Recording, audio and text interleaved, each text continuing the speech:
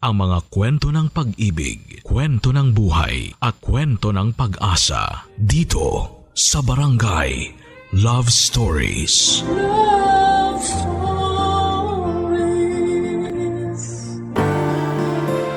Tunay nga bang basihan ang kasiyahan ng pagiging number one? Kapag ikaw ang nanalo, ikaw ang napili, ikaw ang numero uno. Masasabi bang masaya ka na talaga?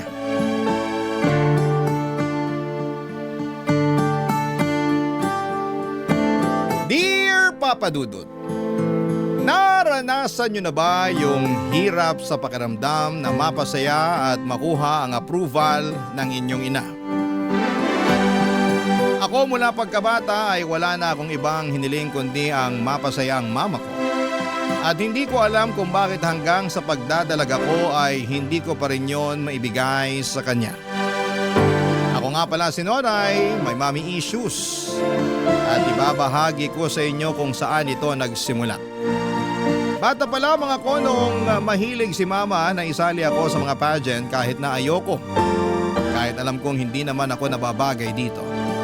Wala naman akong magawa dahil una ay bata pa lamang ako noon. Sumusunod lamang ako sa kagustuhan niya. Sinusunod ko lamang kung ano ang gusto niyang sabihin ko sa entablado hanggang sa damit na isusuot ko. Naalala ko pa nga na 8 taong gulang ako nung una akong sinabak ni mama sa beauty pageant. Talagang nagrenta pa ito ng dilaw na ball gown at nagtawag pa ng baklang magtuturo sa akin kung paano sumayaw sa kantang Sex Bomb. Napagastos pa nga ng todo si mama sa nagturo ng sayaw sa akin dahil natagalan bago ko ma-pick up ang sayaw Papa Dudut. Pareho kasing kaliwang pa ako pero pinilit pa rin ni mama na sumayaw ako.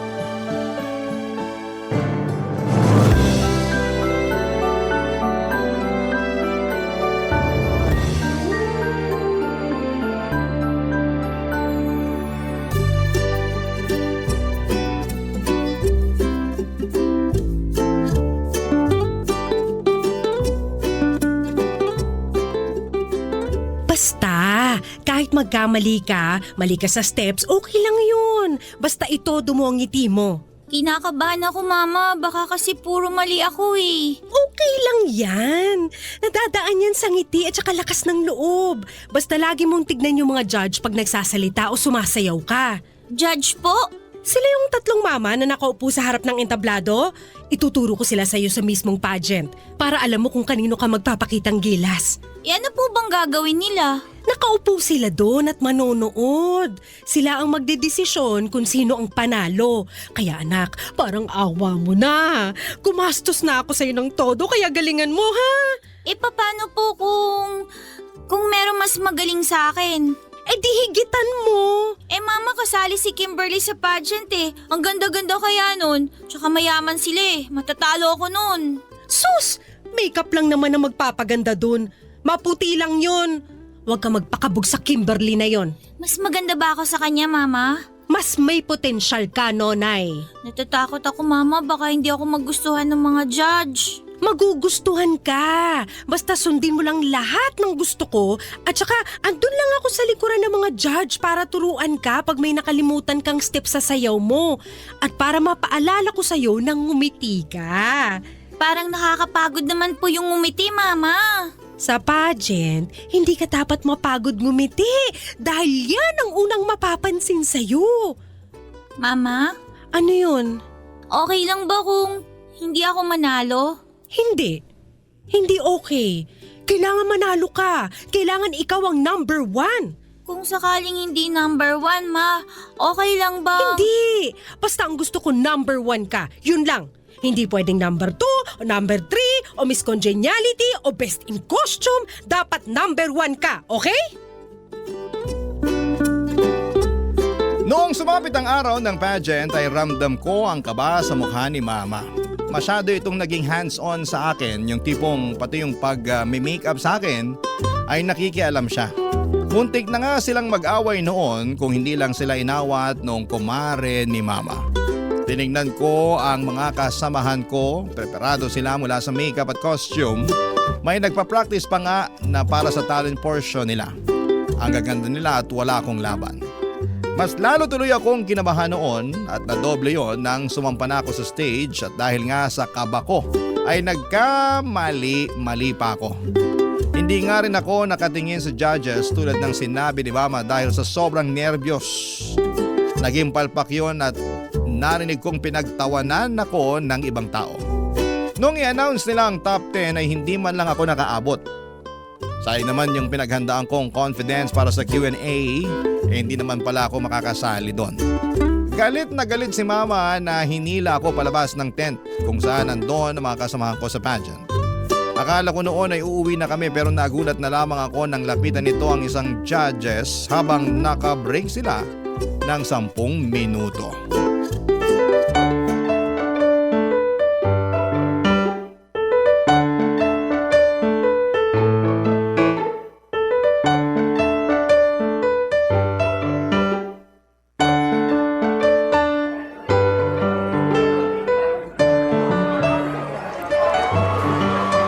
Hoy, Ako po ba ang tinatawag nyo? meron pa bang pwedeng tawaging hoy dito na iba? Medyo bastos po ang dila natin, Mother. Okay ka lang? Hindi. Paano ako magiging okay pinatalo mong anak ko? Ano po? Maang-maangan ka pa. Nasilip ko dyan sa score sheet mo na yung anak ko ang pinakamababa sa lahat.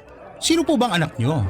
Kasi marami akong binigyan ng mababang scores. At teka, hindi ko naman kailangan mag-explain sa puntos ko na binigay ko sa mga candidates. Yung naka-blue na hanging blouse at naka-boots ng black? Yun yung anak ko. Yung sobrang glitter sa pisngi. Nung natama ng spotlight, pati kami nasilaw. Medyo bastos ka rin, no? Sino po bang nauna? Sino ka para husgahan ng anak ko? Mother, judge po ako sa pageant na to. Malamang kailangan ko siyang husgahan.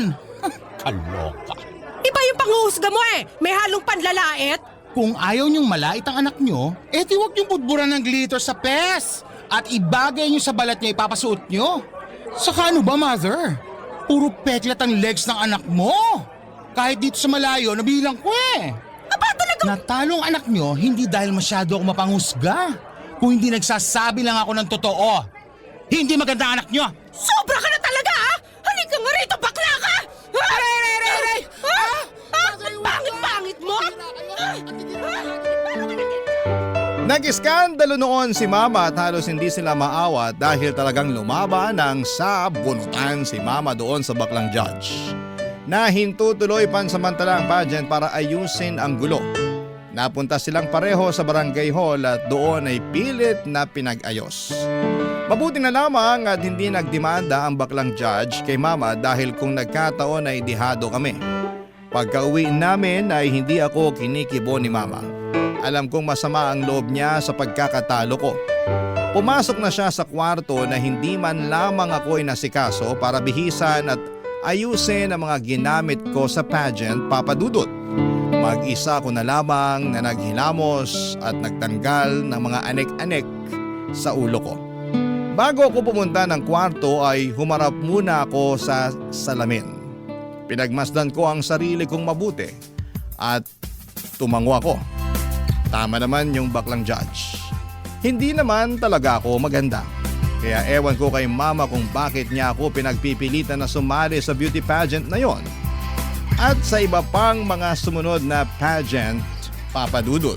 Barangay Love Stories. Barangay Love Stories. Hindi nawala ng pag-asa si Mama na mananalo ako balang araw sa mga pageant na sinasalihan ko. Pero lahat yon ay palpak. Lahat po yon ay talo. Ang pinakamataas lamang siguro na napanalunan ko ay ang best in costume at syempre ayaw makontento roon ni Mama dahil ang gusto niya ay number 1 ako. Ako dapat yung panalo. Hanggang sa pagdadalaga ko ay ganun pa rin ang nangyayari. Kung may mababalitaan itong pageant sa kung saan ay ipaparegister niya ako, agad-agad kahit na hindi ko pa alam, Papa Dudut.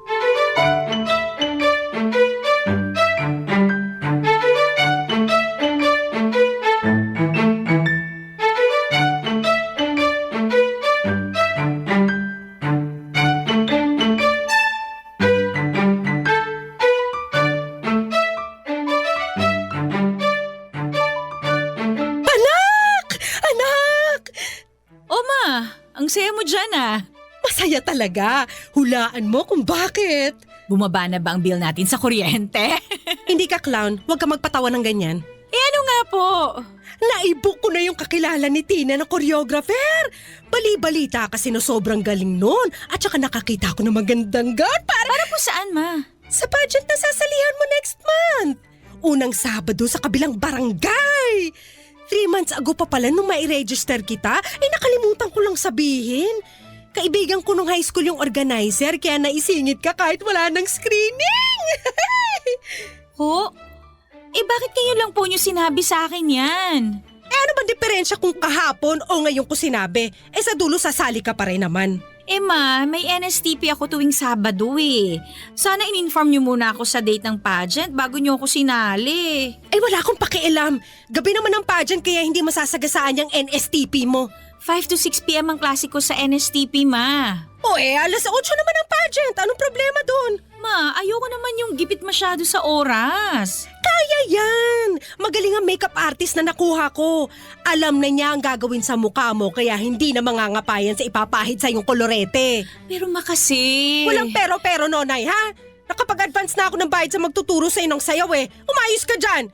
Hindi ko pinupulot ang pera. Di sana hindi niyo po muna ako sinali sa pageant na yan para hindi kayo gumastos. Sabi mo?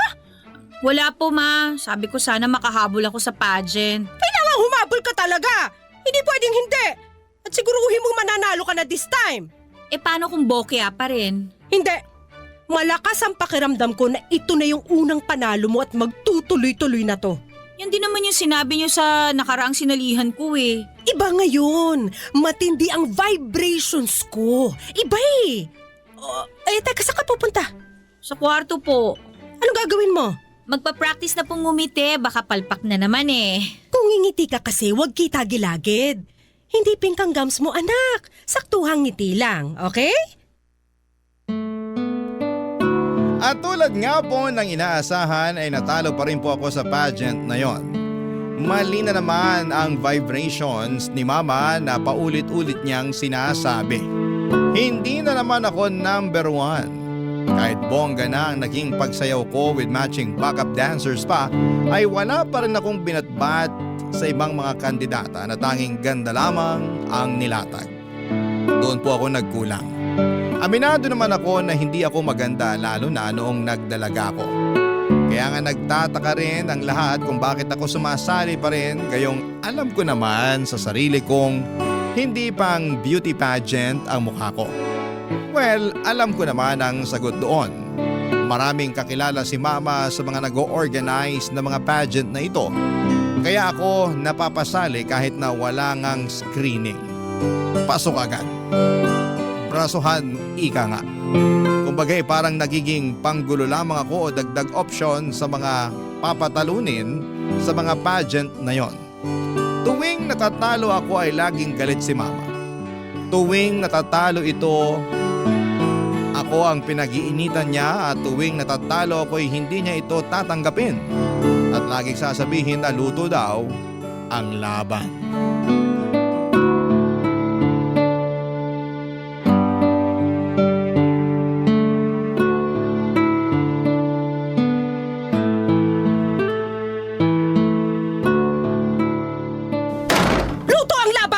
Ma, tanggapin na lang po natin, okay?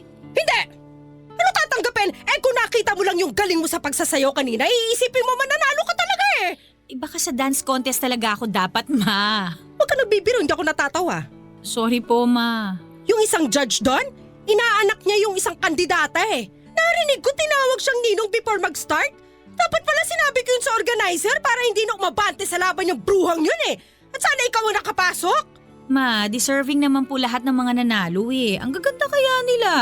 Yung mga damit nila, alam mong mahal at pinaghandaan. Ultimo make-up, plakado. So anong point mo? Wala naman po. Hindi Meron May laman yung mga salita mo. Sabihin mo na. Ma, paano kung itigil na natin tong pagsali ko sa mga pageant? Kasi nakakapagod na Nakakahiya na po talaga sa totoo lang. Wala na akong ibang inaasahan lagi kundi matatalo ako na nangyayari naman. Ma, hindi ata ako para sa pageant talaga Nakita niyo naman ang mukha ko Kahit muse sa klase, hindi uubra. Yan! Yan ang kulang sa'yo! Self-confidence! Masyado mo binababang sarili mo kaya pagdating sa entablado, walang maramdamang aura sa'yo mga judge! Yan ang dapat nating i-work out next time! Ma, hindi lang po self-confidence eh. Hindi po ako maganda. Hindi ako matangkad. Magpakatotoo na lang po tayo, Ma. Alam na alam nyo naman yan. Kahit mga makeup artist ko, alam yan eh. Hirap nga silang lapatan ng tamang makeup ang mukha ko kasi parang walang bagay eh. Ma, alam ko at okay lang yun. Hindi ako maganda, tanggap ko yun. Wala akong anak na pangit. Umayos ka dyan. Huwag mong sasabihin yan dahil nung dalaga ako, kamukha mo ko. Para mo na rin sinabing pangit ako. Hindi naman sa ganun, Ma. Ang sa akin lang, baka oras na para tanggapin natin na hindi po talaga pang pageant ang beauty ko. Siguro mas okay kung tatanggapin na lang natin. Ang dami ko nang sinalihang pageant, Ma, pero talaga... Hindi tayo titigil hanggat hindi ka nananalo at hindi ka number 1! Kinagulat ko po ang malakas na sampal na yon ni Mama. Maayos po ang pag-uusap namin, kalmado at parang nagbibiruan pa nga tapos bigla na lamang ako nitong sinampal. Hindi ako nakapagsalita noon. Alam kong masama lang ang loob nito sa naging resulta ng pageant. Malaki din kasi ang nagastos niya roon pero hindi naman niya kailangang gumastos pa kung papayag siya na ihinto na namin ang ilusyon niya na magiging number 1 ako sa mga beauty pageant. Malabo yon. Mapabilang nga lang sa top 10 sobrang labo na. Yung manalo pa kaya. Hindi pa rin nawala ng pag-asa si Mama na balang araw ay makakamit ko ang pagiging number 1. Hanggang sa isang araw, nakaisip ito ng plano kung paano ako mananalo. At totoo lang papadudot, natakot po ako para sa planong ito. Barangay Love Stories. Barangay Love Stories. Naisip ni Mama na iparetoke ako. Mula nang sinabi ko kasi sa kanya na hindi naman ako maganda ay tumatak na yon sa utak niya at ang nakita niyang paraan para manalo ako ay maging maaliwalas ang mukha ko ay ang magparetoke. Paano ba namin magagawa yon bukod sa makeup di dapat talagang magparetoke, hindi ba? Hindi naman buong mukha, ilong lang ang pinapagawa ni Mama sa akin. Malaki na raw kasi ang epekto kapag ilong ang nabago. Kaya naman nangutang pa ito sa 2 Bombay para makakuha ng ipang paparitoke sa ilong ko. At syempre sa kanya lang ito sinabi sa akin nang makuha na niya ang pera na gagamitin.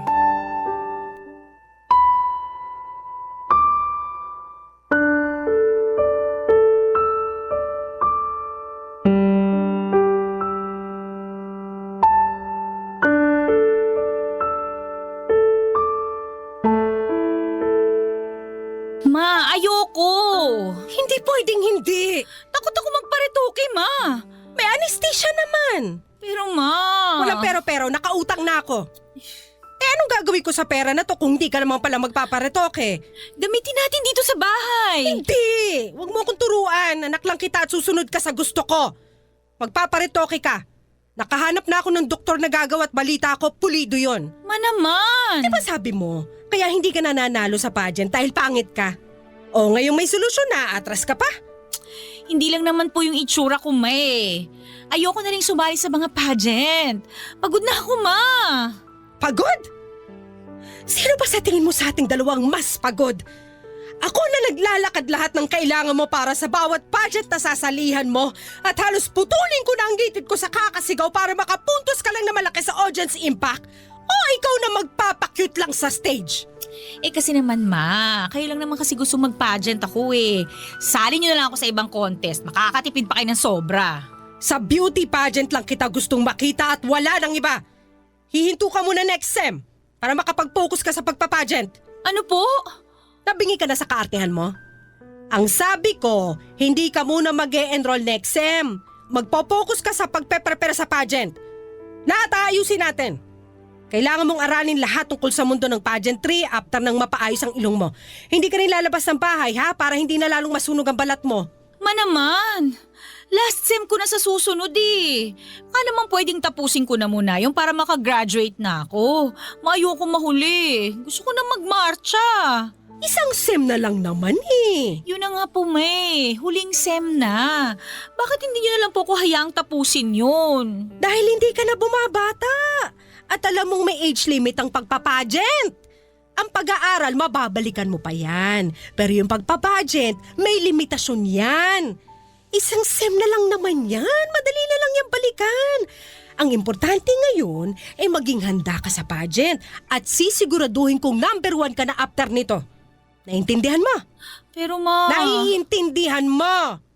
Yes, ma. Very good! Para na lamang akong robot na sumunod sa gusto ni Mama. Sa unang pagkakataon ay naramdaman kong bumigay ang lahat sa sarili ko at hinayaan na lamang si Mama na patakbuhin ako. Yes, Mama. Oo, Ma. Sige, Ma. Yan na lamang ang mga paulit-ulit kong sinasabi sa kanya kapag may nais siyang ipagawa sa akin. After niyang maparitoke ang aking ilong ay namahinga ako ng almost a month ay na rin sa sinabi ng doktor at habang nagpapahinga ako ay si Mama naman ang nag-aayos ng lahat ng kakailanganin ko para sa pag-iensayo ko. Nag-research ito ng mga videos ng mga beauty pageant na dapat ko raw gayahin. Pati mga damit ng mga kandidata ay nagprint din ito para mapatahin na lang daw sa kanyang kakilala para sa pagsabak ko. Hinanap nito ang mga tamang kulay para sa akin dahil noong mga nakaraan ay aminado naman siya na hindi bagay lahat ng kulay na pinili niyang ipasuot sa akin. Naghanap na rin siya ng mga makeup artist na alam niyang mamamagic ang mukha ko. Sabi naman niya ay maliit na bagay lang ang gagawin ng mga nagmi-makeup sa akin dahil ilong ko na ang lalaban. Noong gumaling na ang ilong ko ay sinabak ako ni nanay sa pagtitrain para sa paglalakad. Hirap ako dahil may dahil sa hirap talaga ako maglakad gamit ang may takong. Pero gumawa kami ng paraan para hindi yon mahalata kapag naglalakad ako. Nag-hire ng panibagong koryo si Mama para turuan ako ng sandamukal na sayaw para may imbak daw kami. Sobrang pagod na ako, Papa Dudut, pero hindi ako makahindi dahil ito ang kagustuhan ni Mama. Ginagawa ko na lang yon dahil wala namang pag-asang pumayag siya na itigil na namin yon. Pinagbigyan ko siya at ginalingan ko sa unang pageant na sinalihan ko after kong mag-training at Papa Dudut, nanalo po ako. Sa unang pagkakataon ay number 1 ako.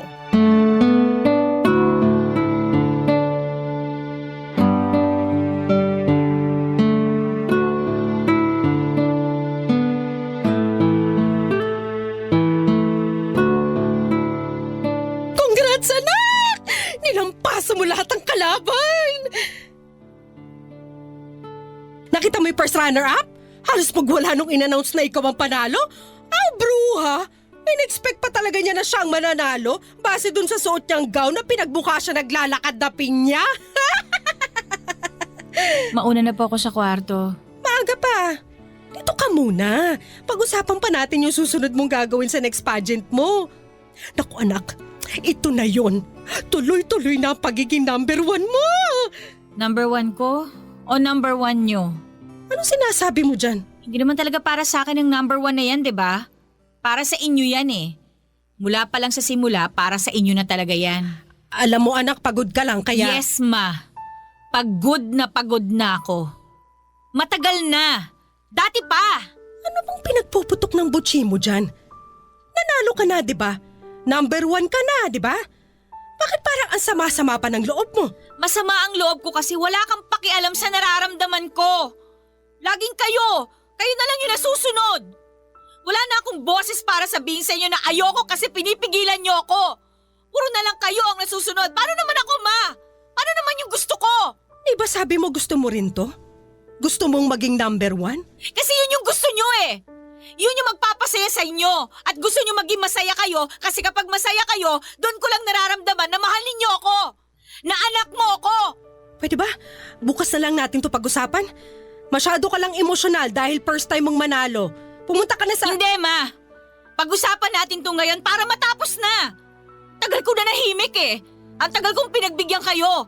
Balato nyo na sa akin to. Ano ba talagang gusto mo mangyari, ha? Maging masaya kayo para sa akin kahit hindi ako yung number one.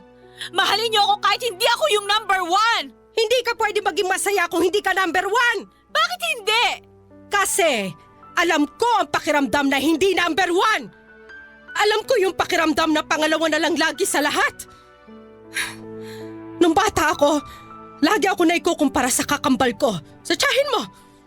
Lagi akong pangalawa sa kanya mula sa talino hanggang sa ganda. Pareho kaming sinasali sa mga pageant ng lola mo. At kahit halos magkamukha kami, siya pa rin yung nananalo. Ma, hindi ko po... Pag-uwi ng bahay, sisirain ng lola mo yung gown na suot ko dahil sa sobrang galit. Habang suot-suot ko yon. Hindi mo alam kung gaano kasakit yon sa balat habang hinihila sa'yo at hindi mo alam kung gaano kasakit na paulit-ulit na marinig sa mismong nanay mo na talunan ka. Pangalawa ka na lang lagi. Ma... At sa tatay mo, hindi pa pangalawa lang tayo? Pangalawang pamilya tayo dahil kabit ako? Kaya nung namatay siya, asan tayo? Handun tayo sa dulo at hindi tayo makalapit sa kabaong niya dahil ano? Dahil pangalawa lang tayo. Ngayon mo sabihin sa akin, Nonay, masaya ba na maging pangalawa? Hindi ko alam na ganyan po palang... Hindi mo alam dahil ayokong ipaalam. Dahil gusto ko hindi ka magaya sa akin na laging pangalawa na lang. Ayokong iparanas sa'yo yung pakiramdam na talunan ka. Hayaan mong maputol na sa akin ang sumpa ng pagiging pangalawa. Ilaban mo ang sayo. Maging number one ka kung gusto mong maging masaya. Sorry, Ma.